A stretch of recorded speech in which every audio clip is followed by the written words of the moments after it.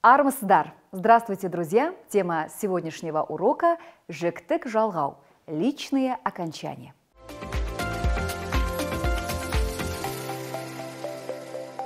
Личные окончания – это основные окончания, которые могут добавляться к существительным, глаголам, прилагательным и числительным. Данные окончания используются при образовании большинства времен глагола. В первом лице после гласных и сонорных «и», «у», «л», «ма», «на», «р» добавляем окончание «ман», «мн» в зависимости от твердости или мягкости слова.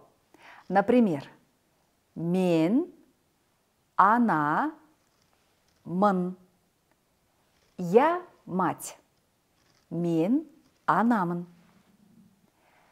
Мен ақылдымын. Я умный. Мен ақылдымын. Мен оқытушымын. Я преподаватель. Мен оқытушымын. Мен мұғаліммін. Я учитель. Мен мұғаліммін. Мен дәрігермін. Я врач. Мен дәрігермін. Мен мейірімдімін. Я добрый. Мен мейірімдімін. После звонких согласных «ж», «з» добавляем звонкие окончания «бн», «бн».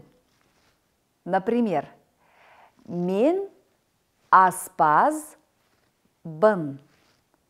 Я повар. Мен жұлдызбын. Это означает, что мое имя Жұлдыз. Мен ұстазбын. Я учитель. Мен ұстазбын. После глухих согласных добавляем окончание «пын», «пін». Например, мысалы, мен қазақпын, орыспын, неміспін. Во втором лице добавляем окончание «сын», «сың» в зависимости от твердости или мягкости слова. Например, ақылды, твердый и принимает твердое окончание «сын». Сен ақылдысың. Ты умный. Сен бастықсың ба. Сен бастықсың ба? Ты начальник. Сен бастықсың ба? Сен заңгерсің бе? Ты юрист? Сен заңгерсің бе? Сен дәрігерсің бе? Ты врач? Сен дәрігерсің бе? В уважительной форме «вы», «сіз» добавляем окончание «сыз», «сіз». Например, «сіз ақылдысыз». Вы умный. Она сыз. Вы мать. Бастықсыз.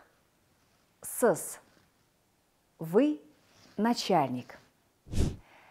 Сіз заңгер, сіз. Вы юрист. Дәрігер, сіз. Вы врач. Үлкен, сіз. Вы старший. Итак, запоминаем окончание.